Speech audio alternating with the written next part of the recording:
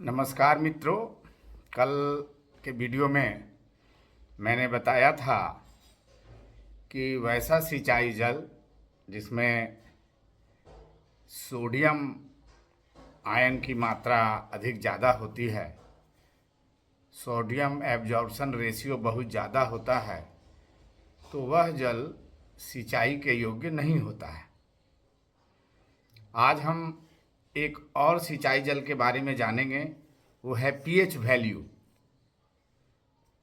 PH value जो भी science के विद्यार्थी हैं सब उससे अवगत हैं कि पीएच क्या होता है। अगर हम उसको डिफिनेशन करें तो pH is the negative logarithm of hydrogen ion concentration.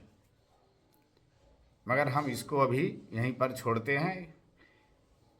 हम लोग पीएच इस तरह से समझें कि पीएच एक ऐसा स्केल है जिसके आधार पर हम कह सकते हैं कि ये जो पानी है वो कितना अम्लीय है, एसिडिक है या क्षारीय है, बेसिक है, कैसा है। तो हम लोग पीएच को 0 से 14 के बीच में मेजर करते हैं। तो अगर पीएच 0 से 7 के बीच में है किसी भी पानी का या तरल पदार्थ का, अगर पीएच 0 से 7 के बीच में है तो आपको यह माना जाएगा कि वह जो पानी है वो अम्लीय है, यानी अम्ल की मात्रा उसमें ज़्यादा है। और 7 से 14 अगर है तो वह क्षारीय गुण वाला पानी है। तो और अगर किसी का 7 है, एग्जैक्ट पीएच 7 है, तो वो न्यूट्रल है। न्यूट्रल उसको हम लोग बोलेंगे। अब यहाँ पर आइए देखिए, इस पर हाइड्रोजन आयन पर चर्चा क्यों हो रही है। हालांकि हाइड्रोजन प्लांट न्यूट्रिशन में कोई इम्पोर्टेंट एलिमेंट नहीं है, परंतु अगर ज़्यादा हाइड्रोजन आयन है तो माइक्रो न्यूट्रिएंट्स को कुप्रभावित करता है। तो इसको पीएच पर इसका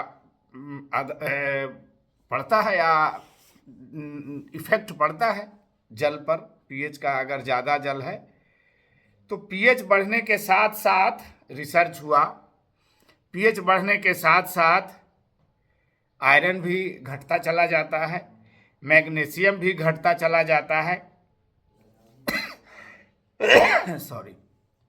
घटता चला जाता है। तो एक रिसर्च हुआ, रिसर्च में यह पाया गया कि अगर सिंचाई जल का पीएच 5.50 से 6 के बीच है तो यह सबसे उपयुक्त है। इससे अच्छा सिंचाई जल हो ही नहीं सकता है, ऐसा निकाला गया। हालांकि बहुत सारे पैरामीटर्स हैं नापने के, मगर ये पीएच के आधार पर हम जो सिंचाई जल का क्वालिटी नापेंगे वो है। एक मैं आपको फोटोग्राफ दिखला रहा हूँ जिससे आप क्लियरली समझ जाएंगे कि पीएच का मान 5.5 से 6 क्यों लिया गया है।